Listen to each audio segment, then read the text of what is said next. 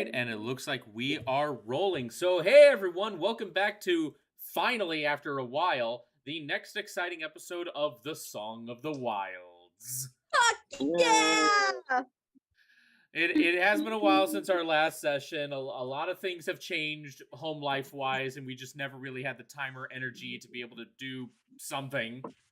For those of you just joining us, I am Evan. I am your humble dungeon master, and everyone around me in the Zoom chat are the poor schmucks who thought it'd be a good idea to play a game with me. This is, I believe, let me take a look here. Yeah, session 9, Rage of the Beasts. So it has been nine. Yes, we are about, after this session, we are about to break into the double digits. So I'm super excited, and also what makes me super excited for this is the fact that this is going to be our very first session where we're just going to stream directly to YouTube. Screw Twitch, honestly. Because I'm tired of all the editing and uploading I have to do manually. So you know what? Let's just stream it and cut out like 2 middlemen at once. So with that being said, for those of just joining us on YouTube here, or just watching this after it's already been like processed and put into play twist, let's introduce ourselves here. Again, I am Evan, I'm the Dungeon Master. Over to my left is Liam, who will be playing Dath the Bard. Hello. Oh! Ooh, Small Man just subscribed. Thanks a lot for the subscription, Small Man. Hey. To my other side is my lovely wife Carly playing Lorelei, the druid barbarian.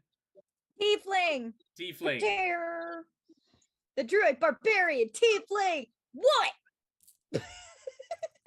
What? Beneath me is our resident other from all across the other side of the country D&D nerd Josh playing Strider, as well. Stridar! Someday you will get the name right. Quit ragging on me, or I'm gonna call you Strider. You've done that once. It would not be new. Now that being said, though, we are missing. There she is. She has a headache, so she might be off screen quite a bit, but she's here. She's so pretty, though.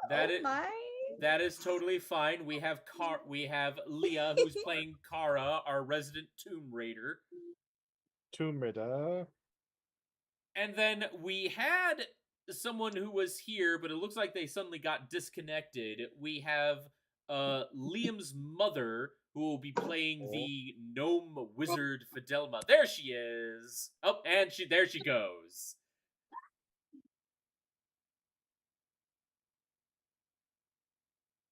You know, Fidelma, if it makes it easier, you and Liam can share the same webcam if you're in the same room as him right now.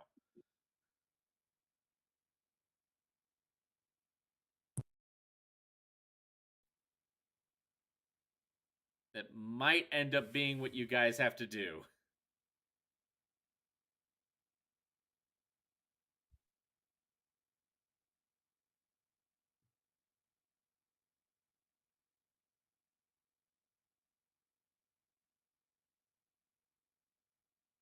It has gotten quite silent here. Carly, why are you on mute?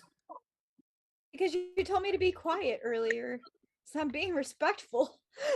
Well, that was just only ever in the intro when I get things started, when I do the transition. Oh.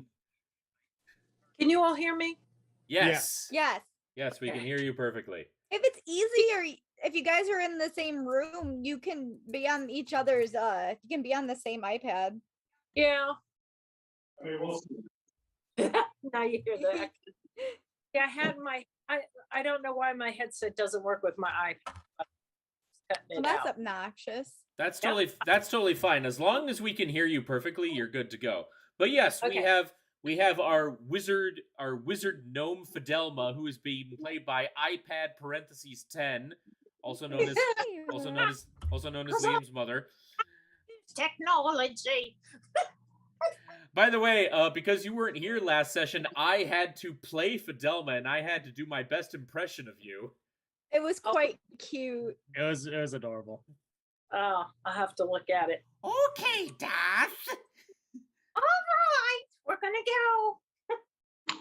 And now, unfortunately, our friend Sabrina, who plays Malice, The other tiefling. the other tiefling in our party, unfortunately, she's feeling a little under the weather tonight, so she's not going to be joining us. So, unfortunately, those of you who are just tuning in to us on YouTube, unfortunately, she's going to miss out on meeting all of you wonderful, wonderful people. So, with that being said, before we get started, I will open up to some announcements. Yes, Josh.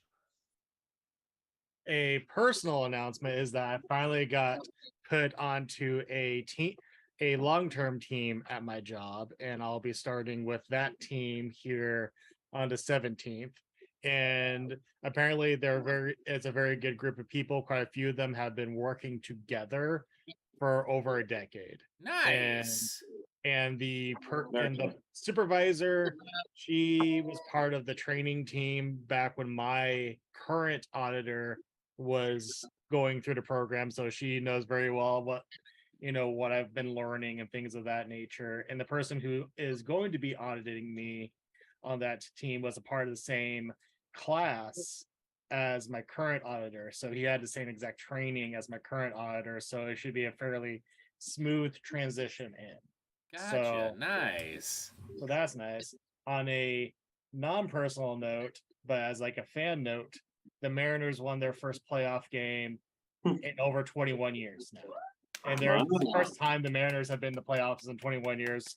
And within almost the first hour, they got 4 home runs. Nice. So I'm happy for my Mariners, and I'm also happy for my former high school classmate who's a pitcher on the team. So I'm happy that he got his first playoff win with his hometown team that he currently just got traded to this year. Nice. So for my buddy Matt Boyd, pitcher for the Mariners, I'm happy for him, and for just my hometown baseball team, which I'm wearing my Mariners hat today because it was Mariners Day at work. I'm happy for my Mariners. Nice. All right. So yeah, that is definitely a fun thing to hear. Do we have any other announcements? Josh, from my point of view, there's nothing beneath you. I'm pointing to Carly. Okay, who has Carly. been having her hand up for like the past 60 seconds. Yes, darling wife. What is it that you wish to announce? I'm doing 2 photo shoots this weekend. One of them is going to be a really fun witchy shoot at this cool like grotto thing. And the other one is going to be with Evan and my friend Alexa, who is villainously on Instagram. Guys should all check her out. She's great. Where we're going to be sexy slasher villains. So that's going to be really funny. And I'm super excited about it. Nice. Woohoo! And Evan's taking the photos for the other one. I am.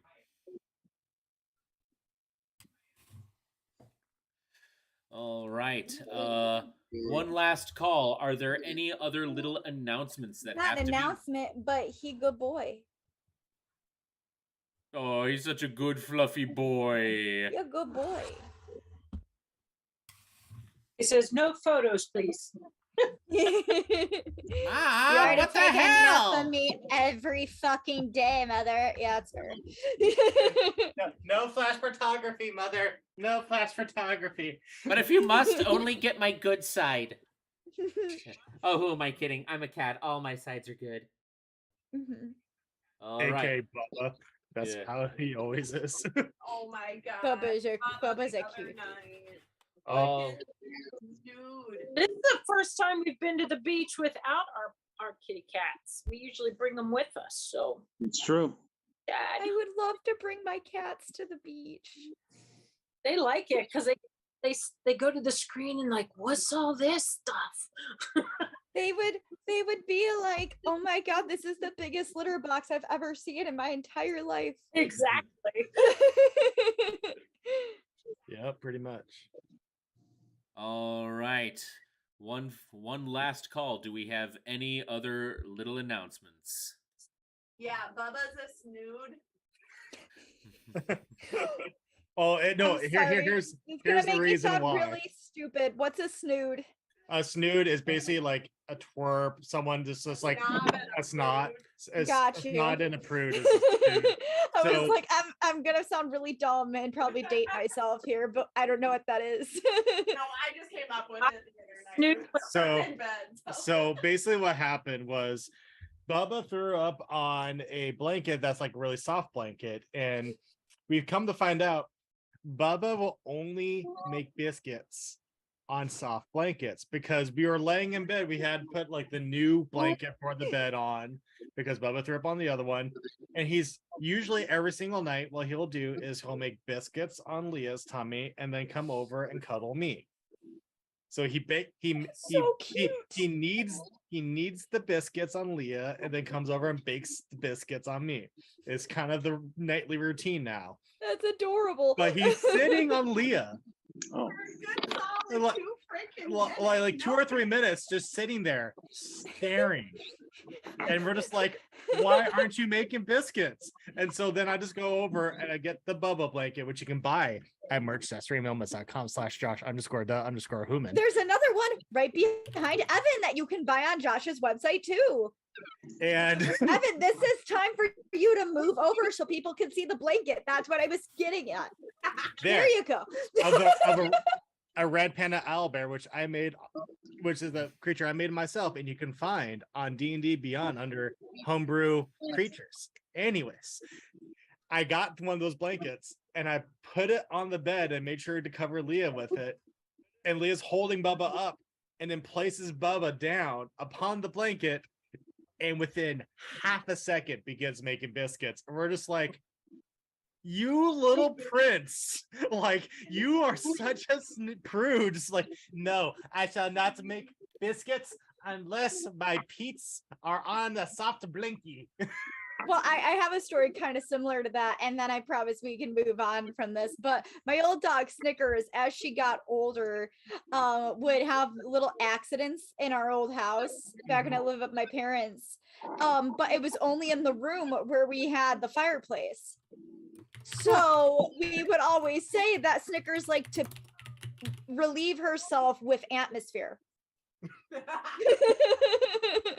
I must have the atmosphere. It's the To ambiance. pee. It has to be. Yeah. It has to have the ambiance. She was an old girl when she passed away, though. She was 16. Dang, that's old for a doggo. Well, and she was a tiny one, too. So that was even more impressive. Yeah. All right. Anyway, I apologize, Evan. Not a problem. If that will be all, we will get started. By the way, one minor note, because I feel like this might come up sometime either between us or someone else. I really enjoyed that Super Mario Brothers trailer. I'm honestly super excited for it. If Mario doesn't throw a penguin off of the ledge, I'm walking out of the theater. Or if Mario doesn't just leave Yoshi to fall into the depths of hell as he tries to get to the other side while trying to save the princess, that's not realistic. I need him to sacrifice Yoshi.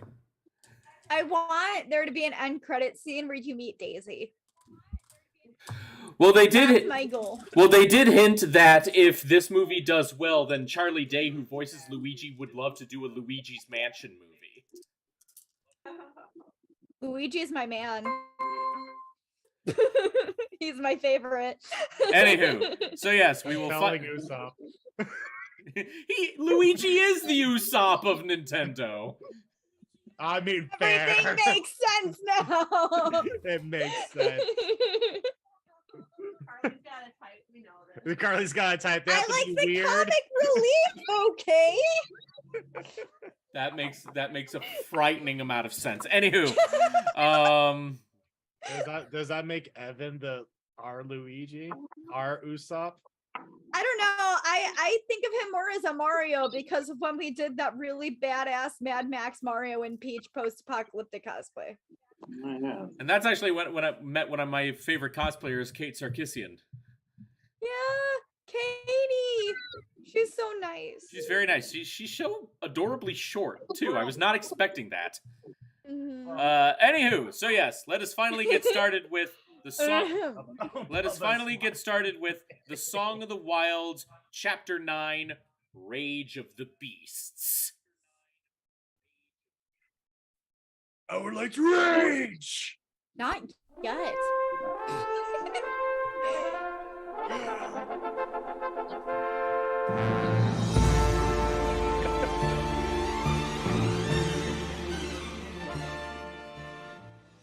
Where we last left off our intrepid group of hunter warriors, simply known as They Still Have Yet to Think of a Name for their group, in all seriousness. You haven't given us the opportunity. The giggle smut. You never even instigated just a discussion amongst yourselves. I think that we should be called the Chuckle Fucks. I mean, we could go with a one of my favorite YouTube D&D YouTubers, Puff and Forrest's team name, the Turtle Fuckers. Hey Evan, what happened last episode? Yeah, thank you, Liam. Sorry, Liam. After finally making it back to the city of Acheron on the island of home after their first successful hunt after a very large bullet, the teams decided to split off, share in the spoils and revelry, just take some time amongst themselves to clean up, recover, and just overall just enjoy some good time off. Lorelei took a very nice hot bath. Strider decided to finally get things ready for a hot date with his woman. Kara decided to head on home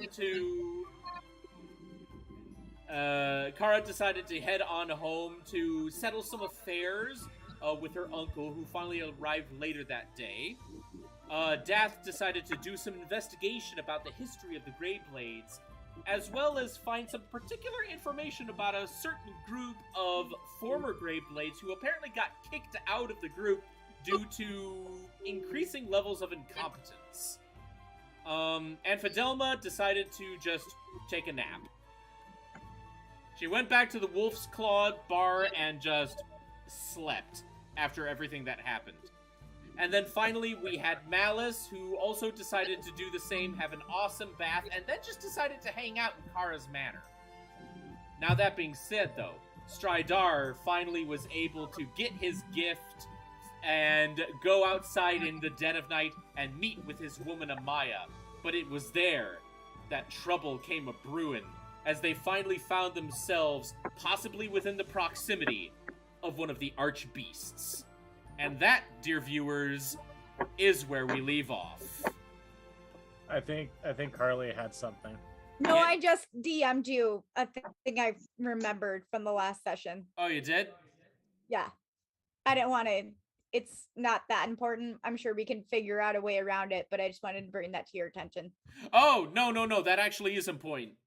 So, hold on, Okay, Sorry, honey. and then, also something that I had apparently forgotten is that Lorelei actually decided to return to her residence, which is surprisingly not inside the city of Acheron, but is deep outside in the jungle region of the island of home. Surprisingly, actually not that far off from the beach area from where Stridar and Amaya were meeting that night. And that, finally, dear viewers, is where we leave off. So,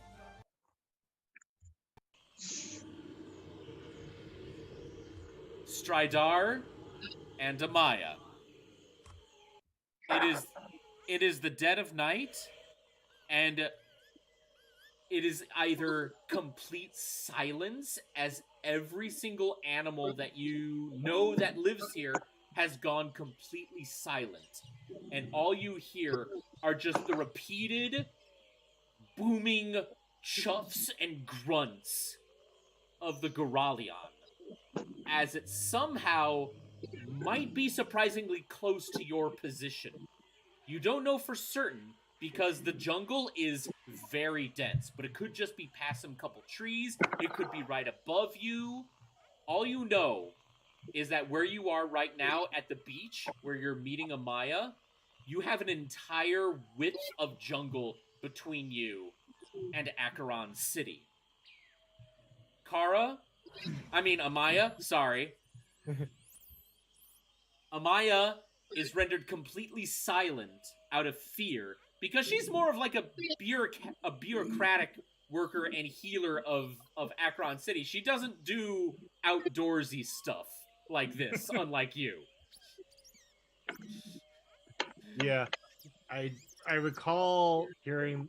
I think at the end of last session, the Gorilladon had like did a big roar or something, and I had told Amaya to run back and warn the Grey Blades about what's going on while I assess the situation. All right, so with that being said, Amaya looks to you, nods, and is just about to make a big break for it towards the city until you both see right before you. You can't quite see all of it because again of how dense the jungle is, but you actually do see a couple giant trees of the jungle just topple forward and crash onto the ground. Amaya sees that and slowly starts to walk backward to your side. And she just is now like clutching to your arm. Maya's got pretty good comedic timing. Who knew? Yeah, I mean, fair.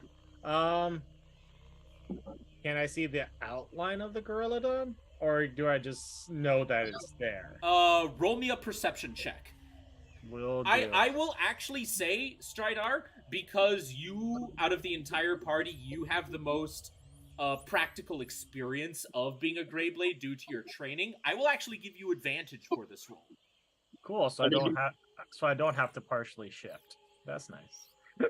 No, you're fine. He has advantage on most of his stuff anyway. So. That's only when I'm that's when I'm shifted, I do. Okay. The only one that I actually have advantage when I'm not shifted is, well, I did before I.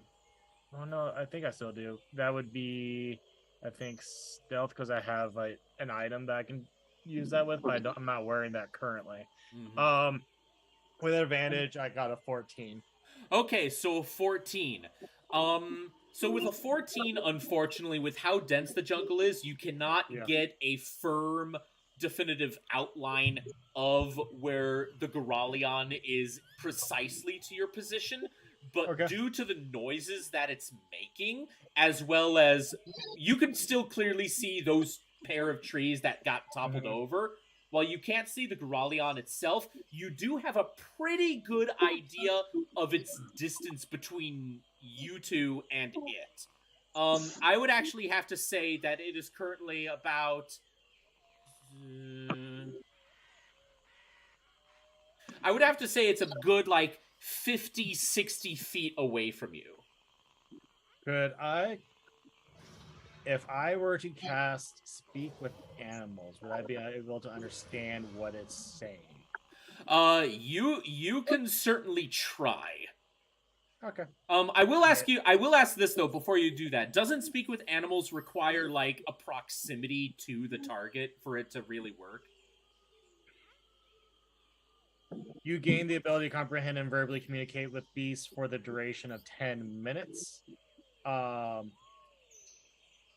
The knowledge and awareness of beasts is limited by their intelligence, but at minimum, beasts can give you information about nearby locations, monsters, etc. One action range itself, I just cast it upon myself, and I can hear and understand whatever animals are saying around me. Okay, gotcha. If it's animalistic language. Okay, awesome. Okay, so with that being said, yes, you do cast Speak with Animals, and then almost all at once, you are just hearing a chorus of what sounds like little munchkin screams of terror. And it's all around you, and you realize it's the mice and the squirrels and the birds, and it's all happening. Carly, what is so funny? She's imagining the chipmunks, I'm betting.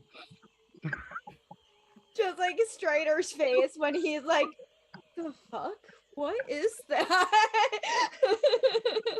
And all they're just singing the chipmunks Christmas songs. Christmas time. Oh no, No. I was thinking tiny little chipmunks screaming. I was just like, that's really funny. The reckoning has begun. It's a big gorilla man, run! Well, here's the thing though. They okay. don't call him the big gorilla man. They just say, the jungle lord is angered. We must not be in his path, and some variations of that. And you see just a bunch of animals just retreating to their habitats, trying to just get away from the general area. Through all that, you do hear coming basically straight in front of you, within the trees, murder, desecration, my home, my land, blood has been spilt. No, this cannot be. My home, my land, this will not stand. And it's just like, Evan, you scared the cats. They both just ran under the bed. good, so now you're all participating in Song of the Wilds, the live experience. Murder, desecration, all bleeding. No parents.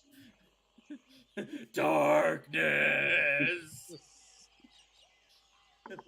And basically, you're just getting this overall sense that something really, really bad has happened in the jungle, and the Goralion is just not having it. Cool. I pick up a Maya and run. Well, like firefighter style. Oh, yeah, no, he just, no, it's like, he just, as she's holding on to his arm, he just kind of takes that, and with momentum, just kind of swings up. So bridal style. Bridal style, and to make sure that he is strong enough, he immediately shifts. So he's in his shifter form. So he's almost more like, kind of like, looks like what would be like the hybrid werebear like form. Gotcha. And he just Now there's an interesting question. Does Amaya know about that? Yes, she would. Yeah. I have a description of Amaya that Josh sent me a while back that I have here in my notes. Yes, Amaya and Stridar pretty much know every detail about each other. They've been dating for quite a while. They're pretty much Aragorn and Arwen. Like there's little to no secrets between them. Precisely. Now that being said, though, Josh, while I will not have you roll a strength check with a very low DC to be able to handle that sudden weight of Amaya in your arms, I am gonna have you roll an athletics. I'm gonna have you first roll an athletics check. 15. 15? All right, you actually just barely made the DC. Because here's the thing, though, if you were gonna get below 15, I was gonna have you roll another check on something, but now that's not important. Yes, you are successfully able to just book it all the way from the beach, and you are just beelining, not looking back, through the trees. Now, that being said, though, you do hear loud rumbling, and it is coming after you. Oh. So you are just running and running and running. By the way, I would just like to point this out here because this is taking place in the jungle region. Lorelei?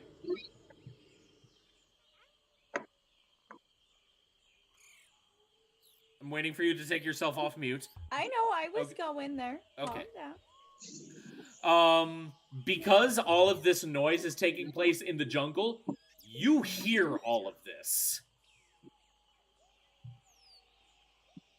She's gonna like run out of her tree house, kind of like just jump down off the trees because it's not that high, maybe like 5 feet, and then just run towards the noise, but then realize, oh shit, run back, grab her axe, and then start running towards the noise.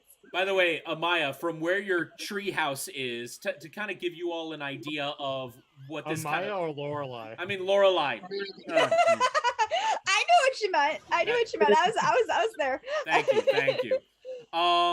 So basically, Lorelai, to give you an idea of what it looks like, you're in your treehouse. You looked out, and if all of you remember from specifically Jurassic Park: The Lost World, if you guys remember the scene just before the two T-Rexes have it out on that trailer on the cliffside, you can actually see them as they move through the trees, and you can just see the trees just shift out of the way as the Rexes just move through the forest.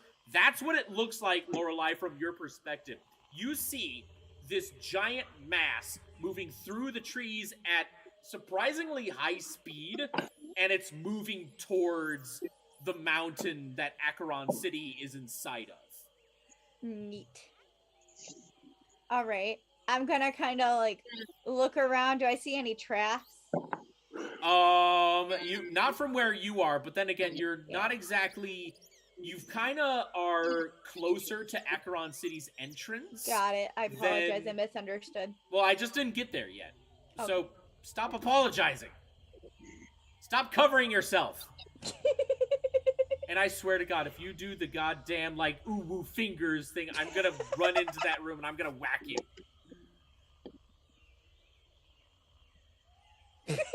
You... Okay, anywho.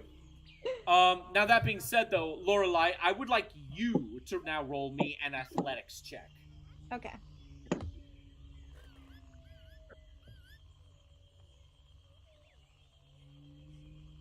Ooh, I got a 22. All right, I can see it right there.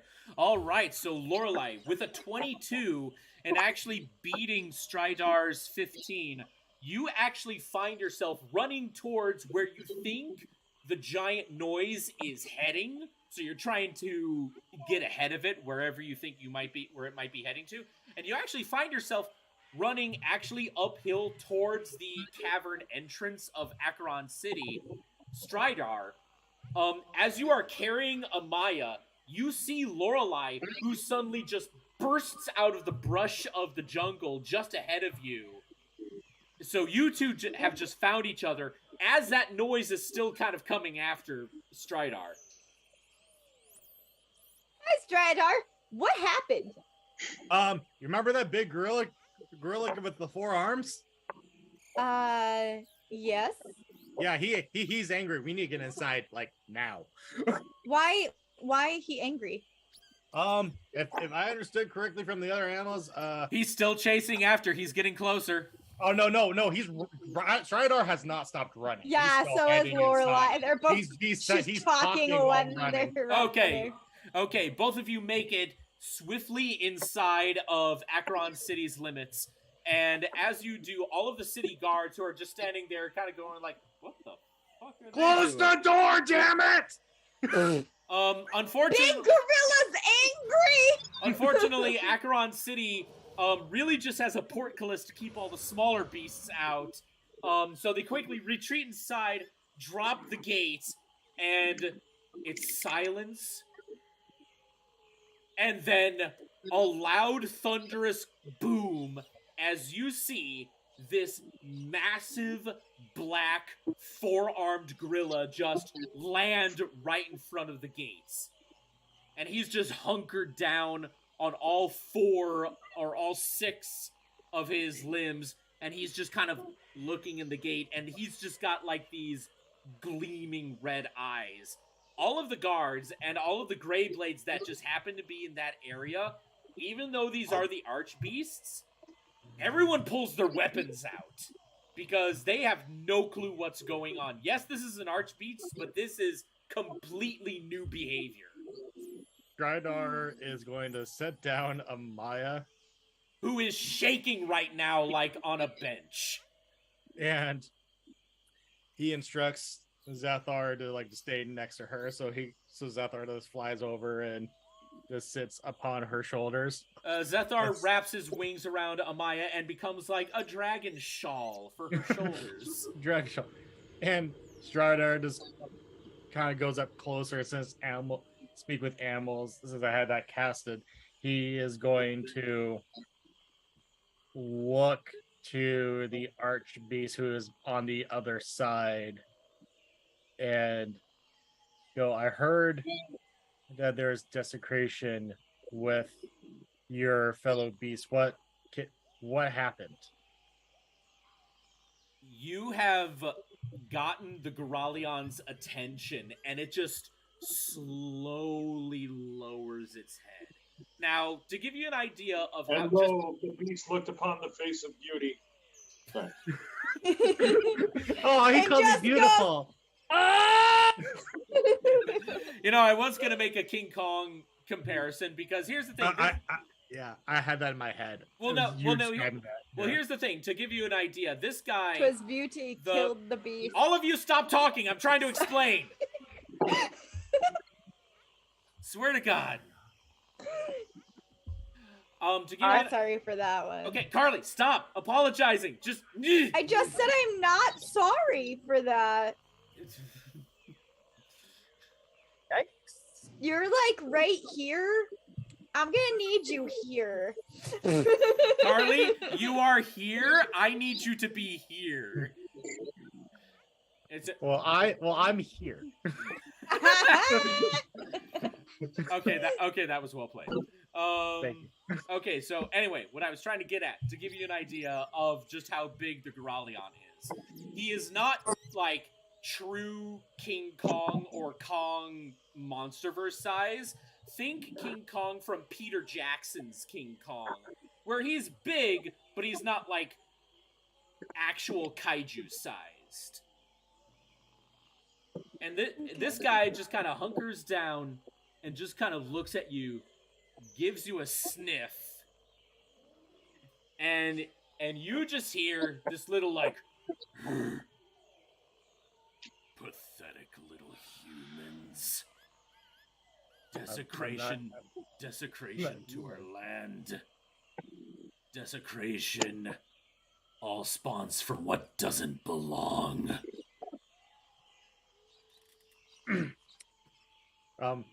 First off, good Lord of the Forest, sir. Shifter, not human. Second, He bangs on the portcullis, causing everyone to basically shut up, and you just hear the gorilla go, "I care not what your filthy little beings call yourselves." Oh. This will be fun. Second of all, you didn't answer my question because I don't really. For fuck's sake! I don't really. Oh no! I was just like, dude, what? Sorry. I'm so confused. Anyways, Strider just goes, I just want to understand what's happening and see if I can, if I can find a way to help or assist, because I know at least for myself, I've always respected your lords, your alpha beasts, and truly respected your lands. I just want to know what's going on and how we can help you solve this, because no one should be killing any animals or any beings out of disrespect, and no one should be killing your family for no reason whatsoever, or at all for that matter. Make a persuasion check. That's been like one of my worst ones, but we'll see. We'll see if D&D Beyond's nice to me tonight. It's been a bitch lately. That's not terrible. That's a 14. It's not the best in the world, but that's better than what's been lately. Jeez, what was it the other night? I was getting like 5s and 6s. Hey, so was I. All right. So with a 14, which is actually pretty good for this, you see the Goralion just kind of look at you and tilt its head. But then all of a sudden, like, his head kind of shoots up and he starts to sniff the air. And he actually turns away from the portcullis. And very far off, you hear another roar. in all of your experiences, you've never heard this roar before. The Goralion roars back and just suddenly starts bounding away from the city gates. He goes so far away that he is now just very faint in the distance. Mm-hmm. A couple of the guards and some of the Greyblades just kind of look around at each other. They lift up the portcullis just enough to kind of sneak a couple guards in. They just kind of scout the area. Oh. All's clear. Open her up. And they very slowly raise the portcullis gates.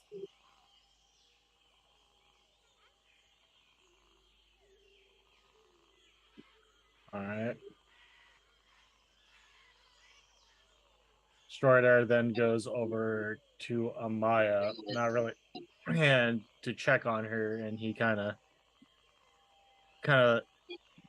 squats down so they're closer to eye, since she's actually seated, and he puts his hands upon her legs because she's sitting down, and just goes, Are you okay, my love?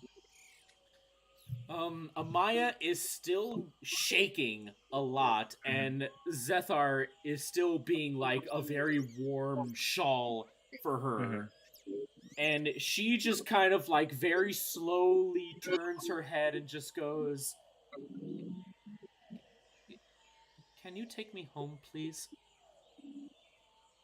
And Stridar just simply nods and takes her hands and helps her up and puts an accompanying arm around her and walks her and begins to walk her towards where her home is. But he makes definitely a mental note that once he knows that she is home and secure, he has to immediately go and report this to Gora, his former teacher, and make sure that the Greyblades know what's going, and make sure that he can relay what information he does have about this to them. Gotcha. All right. So while you're doing that, one of the city guards walks up to you, and he's basically going to discuss, like, you're going over the details with him. That being said, though, we're now going to move over to Lorelei. Lorelei, because you just came from the outside, one of those other city guards actually walks up to you. And he's actually just looking you over, and he's got, like, full body armor, his shield, and his spear. And he's just going, "Excuse me. You came from the outside with the others. Are you all right? Are you injured?" I'm fine. I heard big noise and then I ran from my home. She points towards the forest and I came here. Yeah, the guard just kind of like looks out towards the gate, kind of looks at you like, "The fuck? Why'd you come from out there?" I live there. Oh no, he didn't actually say that. That was just the face that he had. But he does look very concerned, and he just says, "You came from out there. Wait, you said you live out there?" Yeah, I live in big bunker type thing. It was there when I left, or when I went there. Oh, do you live at one of the scouting camps? She just shrugs. He does seem very confused by the shrug, because like this guy's never met you before. He just kind of assumed based on your garb that you're a Greyblade. And he just wonders, like, why else would you be out there other than a mission? He doesn't really understand, like, wait, people live out there? Wait, does he say that? Do people live out there? In a way, yeah. He puts it a little bit more eloquently, though. Wait, she goes, "I'm people." You just hear off in the distance. Wait, what? What do I hear? Burn. The guard, unfortunately, is like standing there, and he's just that gif of Nathan Fillion, just like.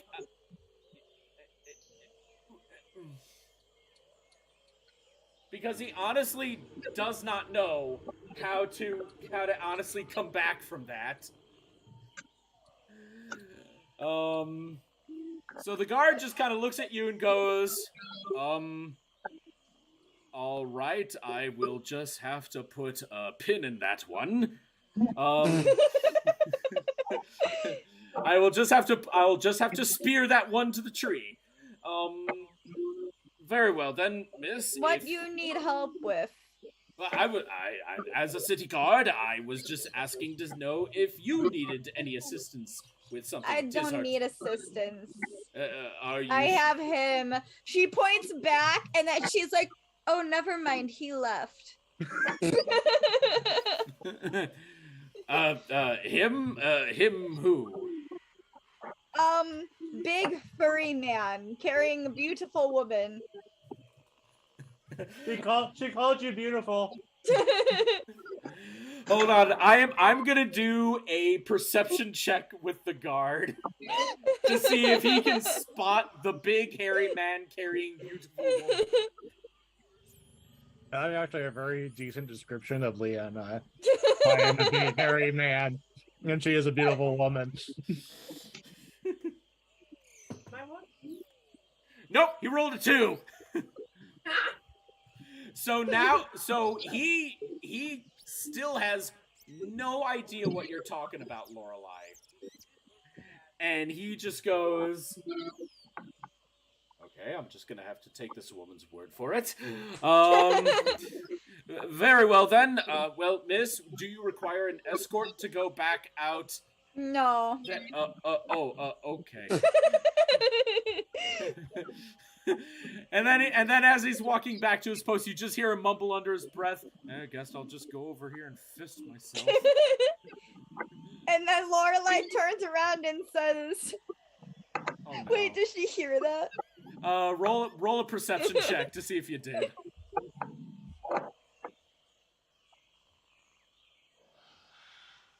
I got a 7. Nope, you just heard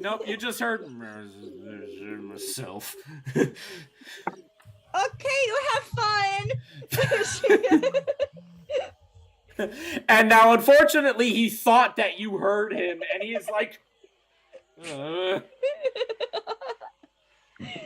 And she's just gonna, like, kind of look around and say, maybe I don't go back tonight. And then she's just gonna start walking towards Kara's house. Okay. Or her uncle's house, or whatever. Yeah, Sorry. Uncle Voight's Stone Yes. Manor. So Lorelei, we will get back to you in just a moment. We're gonna quickly move the camera back to Stridar. Ah! I was actually trying to do it correctly that time, but I'm just so used to being horrible. Stridar, you know where Amaya lives quite well. She lives in the upper high class levels of Acheron. And she lives in a very nice place, and it's also where she happens to work. She doesn't just do a lot of healing, just helping the general populace, but Amaya also does just a lot of clerical duties, basically helping with city government and administration. So basically, her main office where she works is also where she lives. It's one of those situations. So she just, as you finally walk her to the gates of like the building where she resides, she's shaking a lot less, and she just kind of like pulls you close in for a big hug. Like she is burying her face in your shoulder and neck. She's not crying, but she is shaking the entire time. Yeah. And she just says, Stridar, my love, if you plan to surprise me, do it within the city. Womp, womp, womp, womp. Stridar just kind of, does a slight chuckle at that and gives her a big hug in return and just kind of goes, duly noted for next time. Did not realize that there would be a large four-armed gorilla trying to, barge on in on our date night. But you know what? It's certainly made for an exciting evening. But maybe next time something a little less exciting, a little more low key. Oh yes, an archbeast interrupting a date is certainly something that happens every Wednesday. It's just something we have to get used to. Oh yes. So she is sharing in the humor. She gives you a little peck on the cheek before she turns away and goes back into her building. She gives you one last look as she does so and she actually does smile at you this time as she gives you a little heartfelt wave. Just to at least let her know, like, hey, I'm gonna be okay. I'm probably gonna stay home from work tomorrow just to recover from the sheer nerves of what happened. Smart move. Smart move. All right. So with Amaya now safely back home, Stridar, do you do anything else? By the way, Zethar rejoins you. Yeah, figured he would. He's like I kind of said before, he's gonna go back to the Greyblade headquarters and try to find Gura and speak to him about what he witnessed and what he kind of the bit of information that he's learned.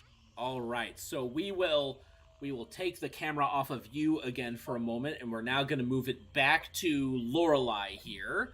Lorelei, so you, we're going to do a bit of a time skip. We're not going to do your trek back to the manor, but you are now back at the manor itself. Things are pretty quiet. You do hear some far-off noises of what sounds like Kara and Uncle Voight talking to each other. You hear some water running in the far-off kitchen, so it sounds like Rathers, the Furbolg butler, is doing some dishwashing. Is there anything that you wish to do, or are you just gonna basically retire for the rest of the night? I think I'm just gonna have her just retire. Okay. Because, that's what she was probably doing at her treehouse. Okay. Just to give you all an idea, it's only like 10 p.m. at night. So it's like, it's nighttime, but it's not particularly late. So Lorelei, you just are going to retire? All right. So now, with that being said, just to kind of check in on everyone else here, Dath, because you recently did all of your investigation work at the Greyblades, and you actually got some information about some basically fired members of the guild. Is that something you plan to pursue right now, or are you going to leave that until, like, the next day? What is your plan?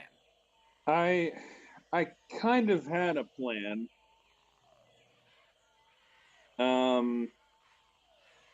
So I want to go to one of the more underground, seedier pubs. Oh. Okay. So with your knowledge, as well as being a former employee of the Wolf's Claw Tavern, you actually have a bit of an idea where some of these slightly more seedier bar spots are. There really is just one. It's on the same floor as the Wolf's Claw, but this one is right next to the Coliseum. This one is known as Bluntness. It's known for what happens to weapons at the Coliseum, and it's also for how the staff treat you. Okay. So you make your way to Bluntness, and I just now realized that I've been having the jungle background playing this entire time. Oh, I thought that was on purpose. No. All right. So like to make the nighttime ambience. That's what I thought it was. Yeah, so did I. No, it was just me being a dumbass. Trust me, it happens a lot. All right, so Dath, you find yourself in the tavern called Bluntness. There's more gray blades here than there are in any other establishment. This is kind of where a lot of the gruffer, rougher, rowdier members of the guild meet. There's a lot of like pit fighting, arm wrestling, a whole lot of drinking. Things are just overall messier here, but to an extent, people are still kind of generally having a good time. Is there something specific that you're doing? Okay. I'm about to ask a very strange question, and I want everybody to not be weirded out. Are there any prostitutes? Okay, Mother is weirded out. You go get some, Death. You go get some, Death. You deserve I'm it. intrigued. Just wait. I've had this plan Just for like you 2 wait. Just fucking you weeks. wait. I Just know. wait. Okay, I feel like I'm just seeing that image of Dath as Chris Pratt from Jurassic World, and it's just Fidelma, Lorelei, and Stridar just like all those reactions, and Dath is just like, hold on.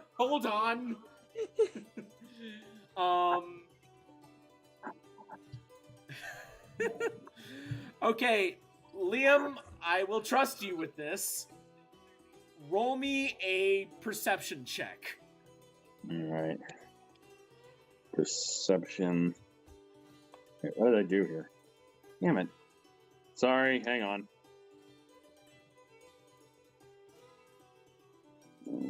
Shit. Okay, there we go. I like the dulcimer music. Yeah. God, my perception's so small. Oh, cool. 18. All right, awesome. So you actually do get a bit of an idea just from kind of observing the general vibe of Bluntness that there do seem to be some working girls here. Now, this isn't like an actual place where there's not like working girls just out on the streets around this area of Acheron. Bluntness is structured very much like a Wild West saloon, where the girls are inside the establishment. They're all kind of dressed for the job. It's very easy to spot them once you kind of get the general vibe of, you know, what they're kind of going for here. And you do see some of them like going into rooms on like the upper floors or coming out of rooms. Like again, it's structured very much like a Wild West saloon here. And now for the question that I may regret. What is it that you plan to do? I am going to hide away for a minute, hide away from the crowd, and I am going to use disguise self to try to make myself look like one. What? Okay. I like your style. All right. Disguise self, as I know, works. I honestly didn't think that the session would be going here. Okay. You successfully use disguise self, and you basically make yourself look like a very buxom, green-skinned half-orc woman, which, Alright. which, as you know, on the internet these days, is very high in demand. Yeah. And this disguise self comes with everything. Like you look like a woman, not just daft cross-dressing. You actually look like an actual half-orc green-skinned woman. You got the outfit. Your proportions are unfortunately perfect. And what do you plan to do as this in this form? I walk over to the cluster, a cluster of prostitutes, and I go, because we all know prostitutes flock. There's strength in I don't know how numbers. else you would- I'm like, I can't handle them tonight. There's too many men. They're just out for. They just grab without even thinking. I just can't stand it. Carly, I Ow. can hear that from across the hall. Oh man. By the way, I would just like to point out here, as soon as we're done with Dath's scene, we're gonna cut to like next morning, and we will bring the focus up to both Fidelma and Kara. I haven't forgotten you two. This is just where the sessions seem to be going here. No, I'm okay with it. You're not hurting my feelings. I'm enjoying this. God, I swear to God, I have a plan. I swear to God. John. I trust you, Liam. I just have no clue where you're going. God, this is like the time when Helena had to do the whole Drew Barrymore Charlie's Angels thing in Hellboss that one session. Leah, I could hear you.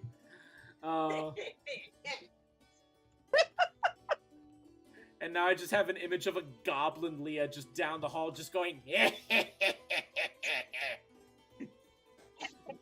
Okay, yeah, so Dath, By the way, while all this is happening, Dath in his head is going, come on, boy, you're an actor. You can do this. Come on. Okay, so because you are disguised, and you're already in a location that where this disguise fits perfectly. Well, tell me this: which do you have a better stat in, deception or performance? That's a good question. I'm pretty sure it's performance. I have a feeling it's performance as well, but let's just check. Hang on. I want to be master of disguise. I want to be master. Let's see. God, I remember seeing that movie in theaters. Am I not turtly enough for the turtle hug? It is performance.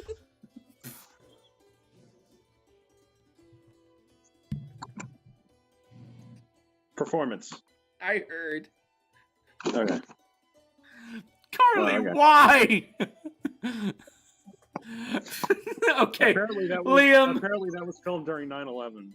But Well, you just made it really dark. Oh God.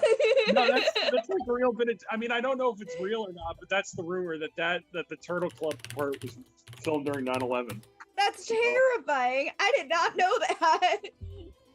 Okay, well, anyway, Liam, you said performance you were higher in? It's a +7, yeah. Okay, roll me performance with advantage. Okay.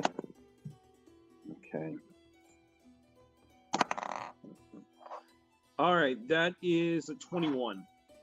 A 21, okay, yeah. The way you strut, the way you spoke, and the way you just walked up to the other girls, which I'm gonna add are a high elf, a minotaur, and a goblin. Interesting. All right. Why do I feel like this is suddenly turning into interspecies reviewers? Oh God. Talk about making it dark. Both of you, all three of them just kind of look to you, and they instantly just kind of pull you in closer to the group, and you're just getting a chorus of, like, let me ask you this, Liam, have you watched She-Hulk on Disney Plus? Yeah. Have you at least seen the part where Jessica is in the bathroom and all the other women see that she's in a state and they instantly just start like supporting her and helping her? That is what's happening right now to female hooker Dath right now. They're all just kind of like pulling you aside and they're like straightening you up like, oh honey, yeah, those men don't deserve you. Like just stuff like that. So you have them in the palm of your hand and they are just helping you out. Okay. So what is the next stage of this plan of yours, dare I ask? It's like the worst part of it all is the fact that they're claiming to be Grey Blades. It's so annoying, and like I had to deal with 3 of them tonight who I'm pretty sure they're not even Grey Blades anymore. I think their names were Vicken, Eric, and Charles. Have you even heard of these numbskulls before? The little goblin, however, first off, the Minotaur and the High Elf just kind of look at each other a little bit confused. But the goblin, who's only like knee height, she looks up at you and goes like, oh, I know. Oh, I know Charles. Adorable little guy. Yeah, he comes here every once in a while. It doesn't do anything with us, though, but he can drink anyone under the table. Can he now? Oh, yeah. In fact, I think he's here right now. And she actually kind of gestures over to a table, and you see what looks like a crowd of people surrounding one table. Well, I'm going to go give him a piece of my mind. I can't stand this anymore. Go get him, girlfriend! And then I walk over and I basically am very aggressively go, you, me, upstairs. Hold on. Before you do that, I need you to make a strength check because you need to try and muscle through the crowd that is around this. Okay. All right, sure. 10. 10. So you're able to kind of muscle your way, like, partially enough to actually see what's going on at the table. And you see this giant bugbear that is just kind of like, "Arr." And there's like an empty pint. There's like an empty pint of ale on the table in front of him, and you just see the bugbear just kind of like, "Arr," and he falls off of his chair. And then with the bugbear out of the way, you now see this tiny little pint-sized fairy standing on the table with an empty pint right next to him, and he just lets out this little manly cheer, and the crowd around the table just goes wild. And one of the people, it has a notepad, and he just strikes it off like, that's another one for Charles. And you see this little fairy who is dressed in like a leather vest and has little goggles on his head and goes like, all right, come on, who wants some? Who wants a piece of this? All right. An addendum to my plan. I sit down still as the hooker and I go, I do, darling. There is a ooh from the crowd all around you, and Charles the fairy just kind of like looks at you. He is so cross-eyed right now, and you kind of look at the bottom of the table, and there are 3 other pints on his side on the floor, and he goes like, "All right, I'll give you a piece of yourself. I'll kick my ass here. Give us another one!" I want to wager. Oh, she wants to waver. All right. Well, what do you waver? If I win, you have to answer some questions from me. All right. And if I win, you let me sleep in those. And he points right at your tits.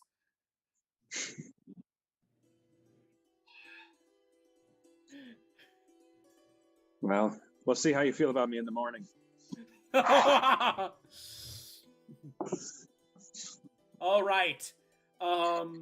At that moment, the server drops 2 pints, one on each of your side, and he just said, all right, Golden Ox Blood Ale.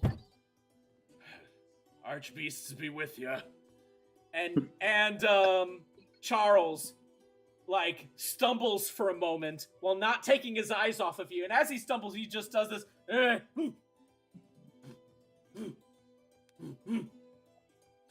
And he picks up this giant metal bar, which you realize is a giant reusable metal straw.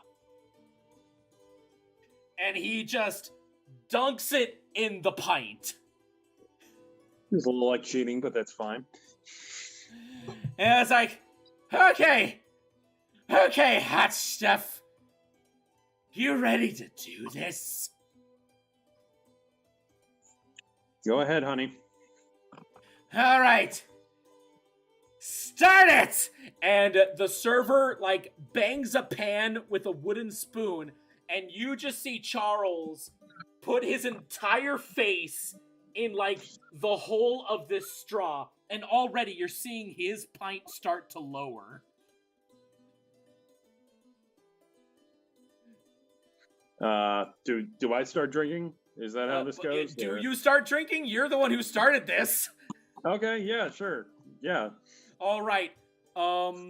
Because you're starting with this completely sober, roll me a Constitution check with advantage. Okay. There we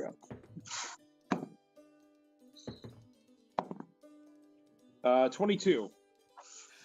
Okay. I was gonna make this competing Constitution checks between the two of you, but that is not necessary because Charles rolled a 1, and I gave him disadvantage because he was already 3 pints in. All right. So you are easily able to like just down your golden ox blood ale. You slam the pint on the table, and just before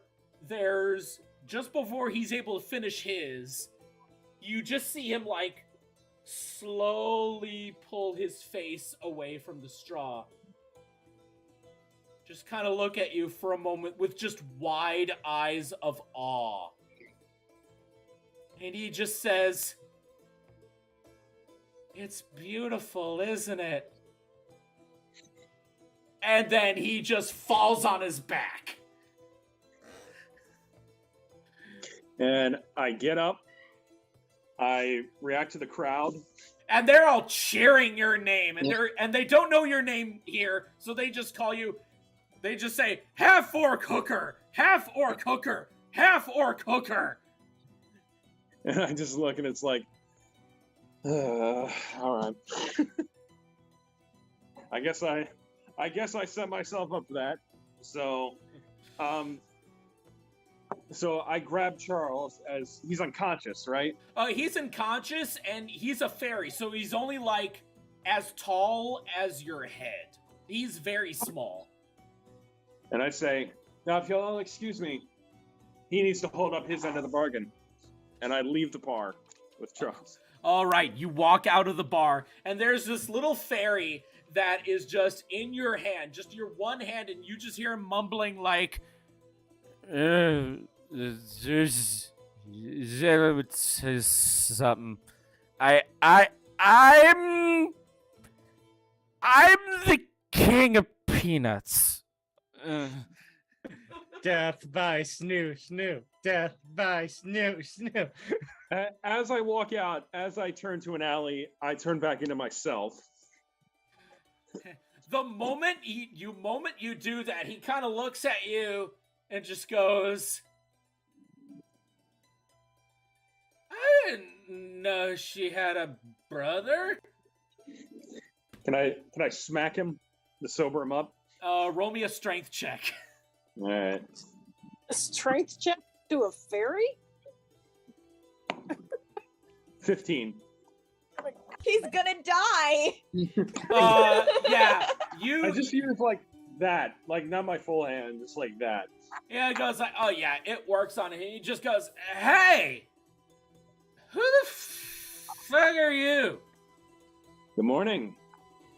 It's Hi. night still. Well, name's Death. I'm a member of the Grey Blades, something you used to be a part of. Oh fuck! And he tries to like scramble off of your hand, and he tries to fly away with his little wings, but he quickly just plummets to the ground. He is still absolutely sloshed. Don't drink and fly. Ah, fuck you! Somewhere in the distance, you just hear.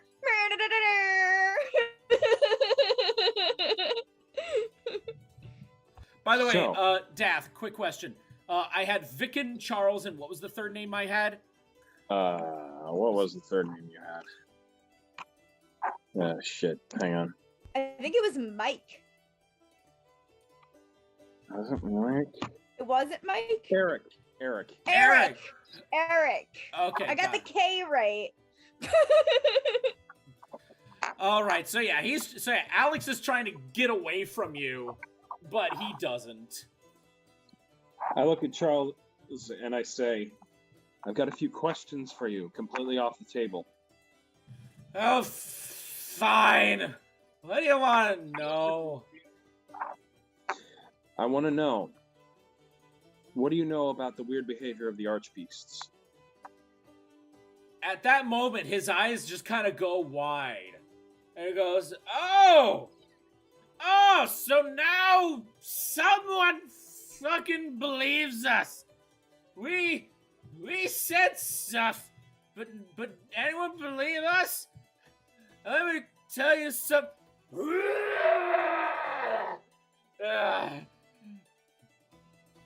How in the hell did a little fairy like you have that? Whatever. All right. Yeah, the amount of vomit that came out of his body is terrifyingly disproportionate.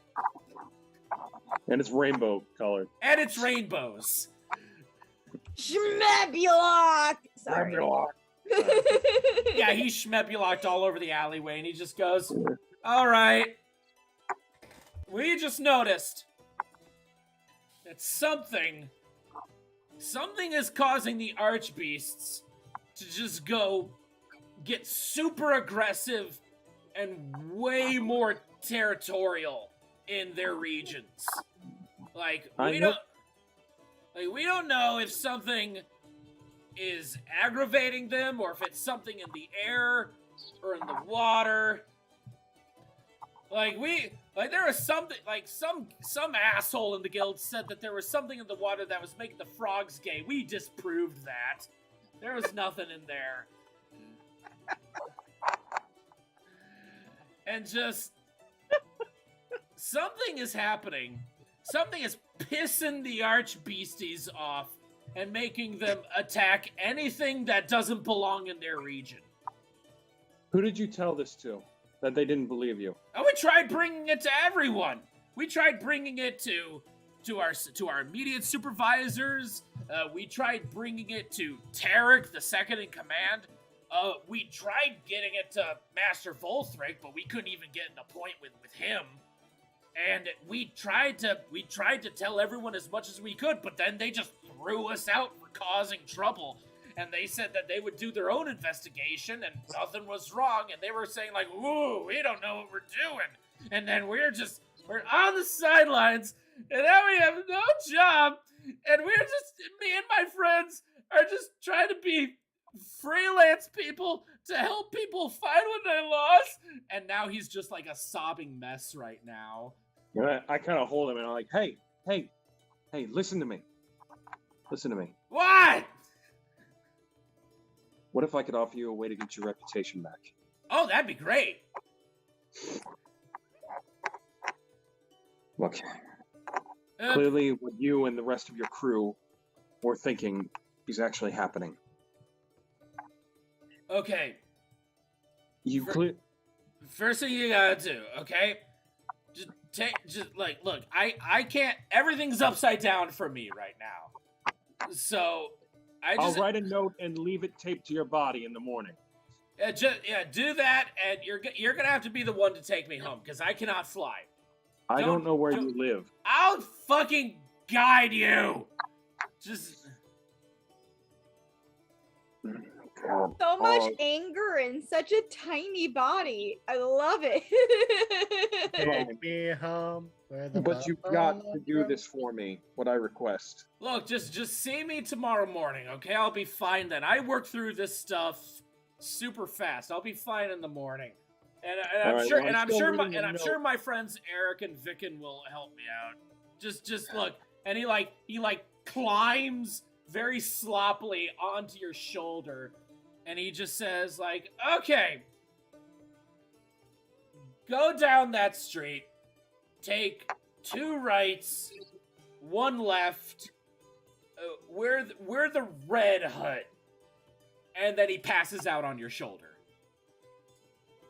Oh, God. And I don't know. I asked for directions as I walked down that way. Okay, you are easily able to find his place, and it's The little hut, even though it's built out of the same stone as the rest of Akron, it's a little run down. Door is open. There's no lights on, but as you enter the hut, you do hear snoring. All of the snoring seems to come from upstairs. In the room that you're in right now, it looks like there is a desk with an oil lamp and like a couple chairs sitting at the desk. So this looks like to be some kind of office. And on the desk, you see what looks like a framed photograph, and it looks to be an old one of what looks like three gray blades. And you recognize that one of them is Charles. Although he does look like a little bit younger in this picture. Oh, there goes my lamp. And standing, and he is right now standing on the shoulder of basically a green lizard folk who wears like a black vest, and he's got like a giant battle axe on his shoulders. He's just got this big grin.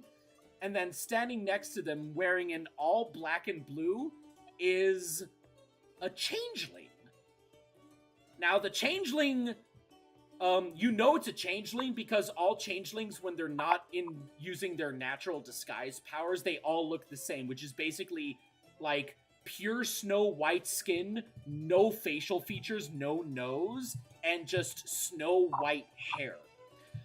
This changeling, however, has taken the option of dyeing his hair purple, and there's like a yellow streak on like one of the front bangs, and he just has his arms crossed in a cool pose.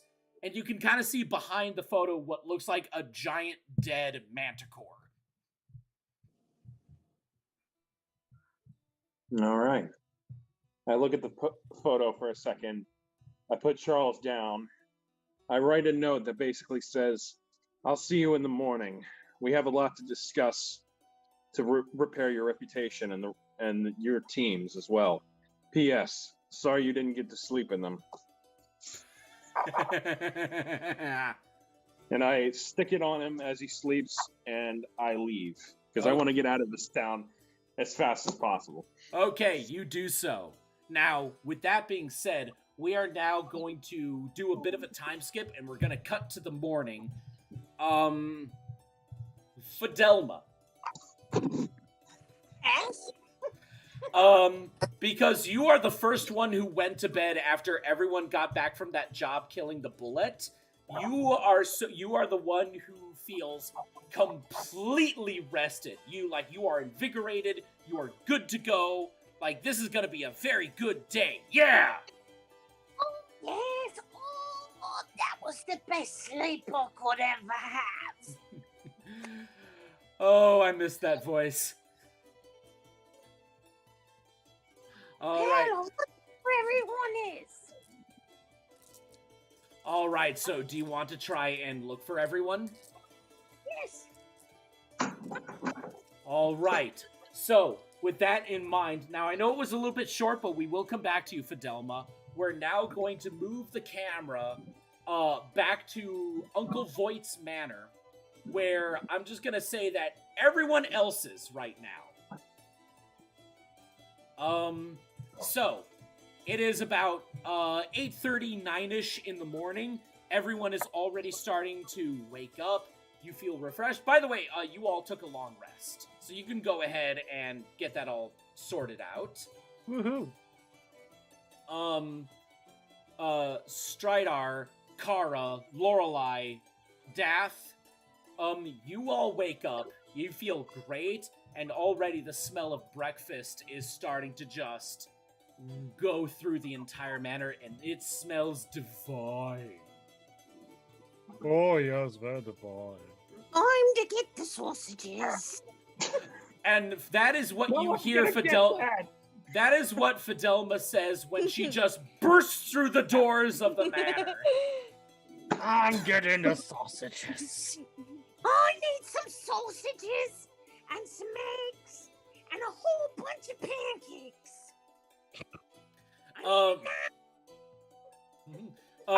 Judy! All right. He's not the Messiah! He's a very naughty I don't know that reference. But I love it. I don't know it, but I love it. There's a lot of references that just happened there. I just want to say. Oh, Monty Python. Oh, yeah. And the Life of Brian. Life of Brian. Yeah. The sausage Been a thing is hot from minute. something far more obscure. That's from a puppet show. Oh, that's adorable. Sausages. It's Punch and Judy, basically. Punch and Judy. Yeah, that's where I got the voice. I love it. Okay. So then. Damn it, my lamp! What's wrong with your lamp? I keep on accidentally touching the plug with my toe because it's right under my desk. Oh, that sounds like a personal problem. It is a personal problem because I'm the one doing it. Also, I on an unrelated, very sweet note, I posted a picture in art memes. Oliver would not let go of my fingers. Sorry. Oh. Please continue. No. That is an interruption that I will allow. It was quite adorable. Aw. Anywho, so, Kara, are you there? Leah? Leah?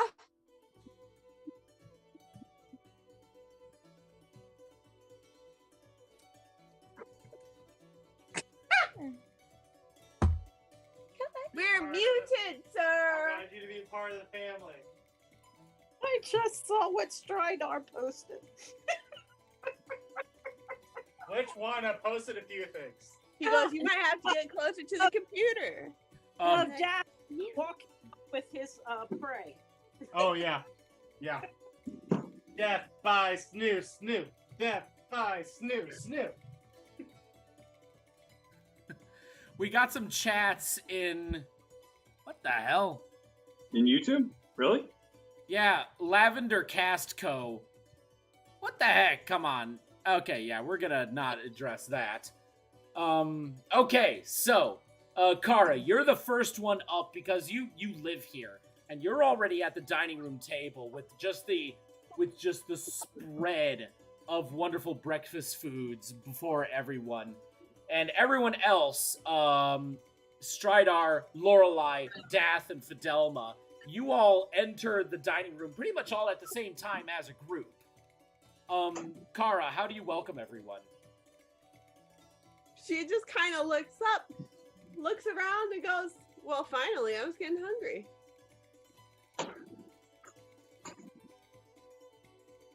Yeah.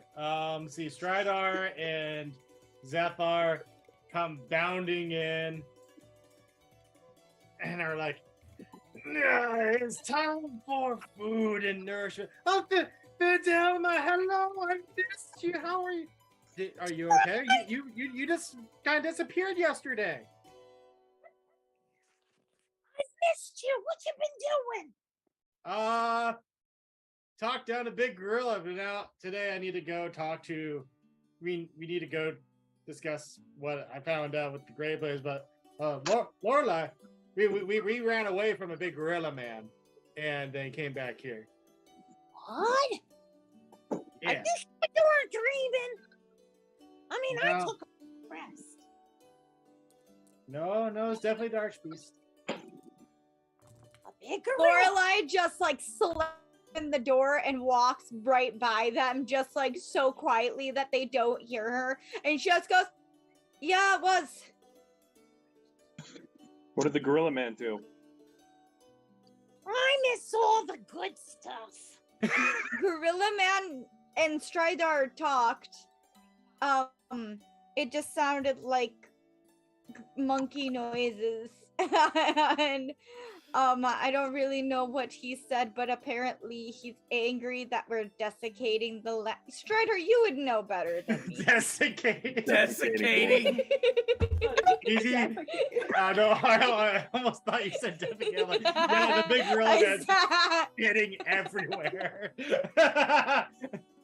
You know, she does have like the intelligence of an 11-year-old, maybe 12-year-old, so she probably wouldn't say that. But no, she said desiccating the world. Yeah. Stradar just goes, well, basically, from what I could understand, between what the Archbeast and the other animals were saying, was that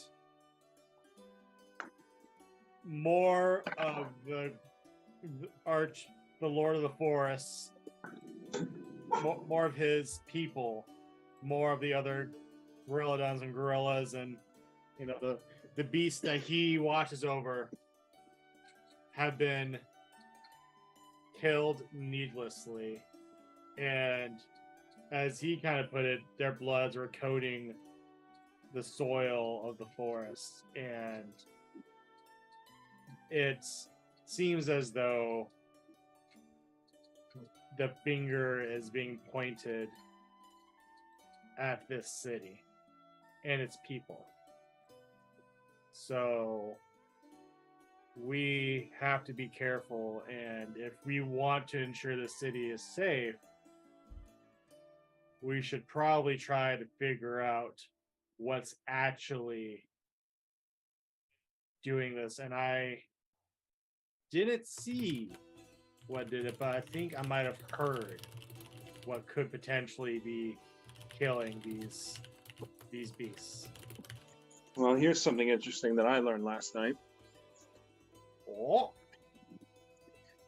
Apparently, the Greyblades were told about this, but chose to ignore it.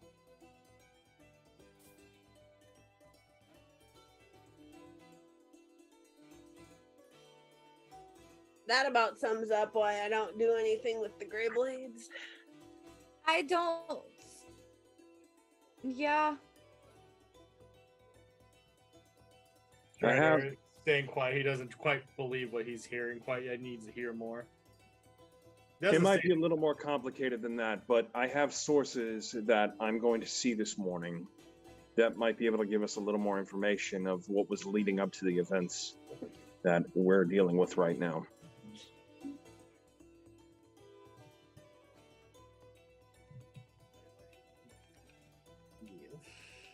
How'd you find out? I disguised myself as a woman. Oh, that didn't look good, I bet. How'd you find out? She's like, that didn't answer my question. What kind of favors did you have to do to get that information? Did you I had buy to drink someone under the someone table. food? Oh, that can't be hard. I've seen you drink a lot, Daff. Pretty much. I mean, it was one of my strengths. Thankfully, it didn't go too far that I had to do some favors. But Favors? let's not get into it, shall we? Kara's just sitting there. She's eating, but she's just chuckling as she's eating. Lorelai looks at Kara and then looks at Daff and then looks at Fel and then looks at Elma and then looks at Strider. What's funny? Nothing. Nothing is funny, Lorelai. Okay. I think a lot of things are funny. Like breakfast here, Daff. Look, can we get back to the point I'm trying to make, please? What I'm trying to say is that I met 3 blokes who might be able to give us a little more information about what we're dealing with. They were ex-Greyblades who were kicked out. Oh, Daff. Are you okay? I'm fine. Bean. I know how much being a Greyblade hurt you before, but to meet other guys, that could have been easy. Yeah, honestly, I was expecting them to be kind of jokes and just scum, but I actually ended up feeling kind of bad for them. They weren't what I was Not expecting as at all. Greyblades. That's not easy to do. Well, either way, I plan to go see them today. If anyone wants to join me, you can. But I should warn you, it's not in a great part of this island. I can join. Yeah, not like it's not a part that I haven't seen. I mean, Dad, if you think we need to go together, I think we should all go together. Look, if any of you don't feel safe, you're free to leave. Oh, that's sweet. I'm gonna go get changed now. Car hops up out the table and starts walking towards her room. Yeah, Right Kara just beelined out of the dining room. She's gone. Lorelai just looks at Daff. What favors did you promise? I didn't promise any favors. Okay, I was just wondering if she just eats the rest of like her bagel. Straight up. Strider, Yes. are you gonna join us? You don't have to if you don't want to. Strider is kind of just thinks about it, and he's like, I'm willing to hear them out. I think the more information we have, the more we might be able to convince the higher up of the Grey Blades that this is a situation that seriously needs to be taken care of. But I think that after we talk to them, we should go to my former teacher. He's someone that we can trust. I think that's a good plan. I think we should wait before we make that part of the plan. What if we don't want to go talk to them anymore? The Grey Blades. Even if we don't talk to the higher ups, I think Gora is someone that we can trust, and even if he says he's not going to take it to the higher ups, he might be able to, even if he doesn't fully believe us, give us directions as to where we should go next. If you trust him, I trust him. I trust him with my life. Yeah, I know he saved mine. All right. So, with all of that said and multiple possibilities on where to go from here, what is the first path that you take? I assume going to see Charles. All right. You all have a breakfast and you all eat hearty. Hearty. It's a Denny's Grand Slam. Oh, yeah, That's my favorite. as you guys exit Uncle Voight's manor as a big party altogether, minus Malice, she decided to sleep in. You all make your way through the pathways of the city back down to the bottom ground level. You then find yourselves back in the seedier side of Acheron City. And following the instructions of Death, you find yourselves at the front at the slightly run-down, red-colored stone hut that is the residence of Charles the Fairy, as well as the other two that he said he lives with. At the gate, you see a very run-down sign with some old, like, wear and tear stains on it. And unfortunately, it's just illegible at this time. But the gate is still open, and there are lights on the inside. So clearly, someone is awake. You think. So what do you do? I knock on the door. At that the door is just open, so it just swings open. Oh, that's not good. And you see just a pair of giant green scaly feet just on the desk right across from you. And you see what looks like a figure who's just buried in like a few books and just loose papers. And you just hear the loudest snoring that you've ever heard. Nobody draw art of this. Anyway, I guess I walk up. I guess I walk up to the lizard, and I tap it on the chest. Get away! Get away! And he like pulls out his axe, and he goes like, ah! Whoa, whoa, whoa, whoa! Take it easy. Take it easy. Who are you? Your friend's drinking buddy. Charles, I think this is for you. Good guess. At that moment, you just hear, please, no yelling. And you just see, What?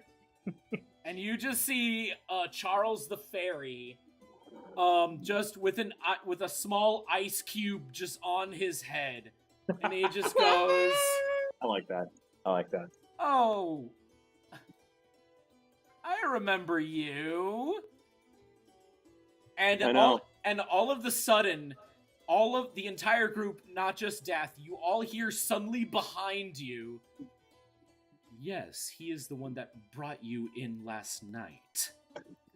And behind you, you see the untransformed changeling in very rogue-like garb, and he is just sitting on a chair against the door, and he's got a little saucer with tea Oh my in it. God. Sorry, I just got what you're doing, Evan. You fucking nerd. Oh my God. All right, keep going. I don't know. I don't get it either. Yeah, because we'll explain later. We'll explain later. Is it a video game reference? Yes, it is. I'll post a picture in it. Is it Banjo fucking Kazooie? No. No. Oh, no. okay. You're close. I'll- You're close, but I'm gonna post a picture in the Song of the Wilds chat. I can't believe you found a way to whatever. All right. I will say this though, I only got their images, but they're still gonna be wildly different. Yeah. I posted the picture for all to see. Oh my God, Evan! Team Chaotic Detectives, you want on your side. Nerd! You motherfucker. You mad lad. You made it work. And How the that's hell did you make it work? and that's not the only Sonic reference I made in this campaign. I'm sure. I'm sure. The Sonic drinks tea? What? Didn't he just say the person was drinking tea? No, they're called Team Chaotix. They're a detective agency in Sonic the Hedgehog. So, Okay.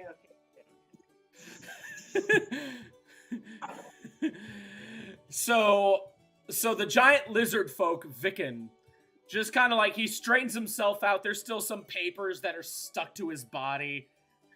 And he goes like, all right, so you're the one who brought Charles in last night. So you know what? Thanks for that. Why are you even here? What's going on? we need to talk to you. Huh? About what? About what you know about the Archbeasts. The room is filled with silence, and Eric, who's sitting at the chair, suddenly just stands up, gently puts the tea and saucer down, and he just appears right next to you, and he says, he actually looks all the way to you, Lorelei, because you just happen to be at the back of the group, and you just hear him say, "Close the door, would you, miss?" Yeah, I can. And she just shuts the door.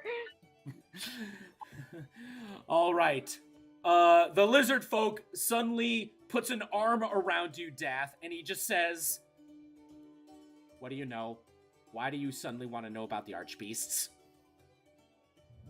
Because your little fairy friend here let it slip that you all saw what's happening right now coming a mile away. All right, now listen. We already got kicked out of the guild. I don't need the guild sending their busybodies after us, okay? We haven't annoyed them. Hey, What? hey, Ow. thank you, Miss Nixie. Hey, listen, if we all work together on this, we might be able to get you your honor back. At that moment, all three of them just kind of look at each other. Looks back at you. The lizard, Vicken, walks back to his desk and he just sits down. So, I take it you have some information. Put that in my ear. Do you know where the computer room is? All right. Shut up! Shut up! Shut up! Shut up! Shut up! He wasn't saying anything after you said it the first time, Evan. I look at this is Vicken, right? Yes. This one's Vicken. Okay, I look at Vicken and I say, I don't really have much information. I go over to Stridar, I put my arm around him and I say, well, my pal here, Mike. What? Go ahead. Get him, buddy. You got this. Hi. He's there too, but he talked to him. The lizard, Vicken suddenly like puts his hands on the desk and he leads right over to you like, you spoke to the archbeasts? Yeah. He was pretty angry. But he seemed to almost calm down with when the last thing I kind of spoke with him, but then I heard a roar that not like any other beast I've ever heard before, and that really got the Lord of the Forest riled up, and he ran after that noise. And at that moment, Vicken just slowly pulls away. He goes, a beast roar? One that you've never heard of before. We never even considered that. Lorelei, I will get to you in just a second. I just need to do this one thing and then we will address you. And in agreement with Vicken, Charles the fairy just kind of flies over to a corner of the room, grabs a hold of something, and just starts to pull it. And you see this giant pin board with red yarn just... Yeah! Sunny in Philadelphia! And I see this name. I keep seeing this name, Pepe Sylvia. There's no Pepe Sylvia. And you just see what looks like a giant atlas of the island called Home. And it's divided into its sections. Yes, it looks just like that. See, it's all part of the plan, you see? Like, yeah. there is no cow. And you see, like, in each of the 5 regions is, like, a little crappy stick figure drawing of each of the archbeasts with red yarn connecting all 5 of them to each other, and all of them each have an individual strand that connects them to the city, and then to just a random spot in their own region with just a question mark right there. And they're all like, oh, we always thought it was something internal, but something outside of the city. Possibly a roar. And now, all of a sudden, all 3 of them have just completely forgotten your entire party's existence, as all 3 of them are just at the yarn board right now. And they're just kind of muttering to each other as to, like, what this could be. After Lorelei, can I say something? Okay, yes. Okay, so now that I'm done with that bit, Lorelei, you said you had something to say first. Lorelei is just watching all this, and she's just like... And then she just says, I live in the jungle, and it was a roar I never heard before. Eric suddenly appears at your side, and I'm not saying he just walks over, he just appears at your side. I don't like, I like personal space, and she just slides over. Oh, my apologies, miss. If you could please tell me, what did this roar sound like? What did it sound like, Evan? Or do you want me to just have her try and do a roar? For some reason, it sounded like balloons being. God damn it. Okay, so for this question, I would actually like Stridar and Lorelai to roll me both history checks. Okay. Why do you always go for my +1s, dude? It's I very. have +7s that you could easily go after. I had a -2, so I got a 14. Oh, hey, Not look so at bad. that. D&D Beyond's actually being nice to me right now. That's a 19. Nice. All right, so both of you are actually surprisingly able to mimic the roar quite well. You do your very best impersonation, and all three of these guys are just kind of leaning in towards you, listening very intently.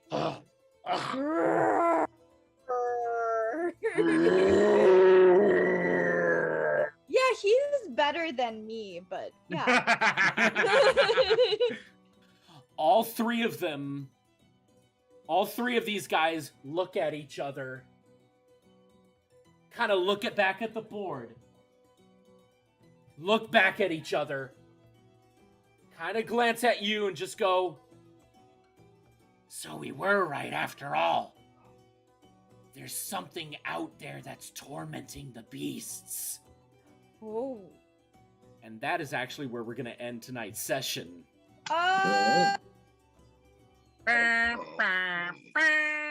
So guys, like that. So guys, thank you so much just for joining on this session on YouTube. We'll see if this works out for us in next session. Thank you so much for joining us. Next week is going to be The Great Poison, my other campaign. Yay! Hopefully we actually get to run it this time. And with that said, rest well, have a nice weekend, and we will see you all next time. Bye! Peace. Bye-bye.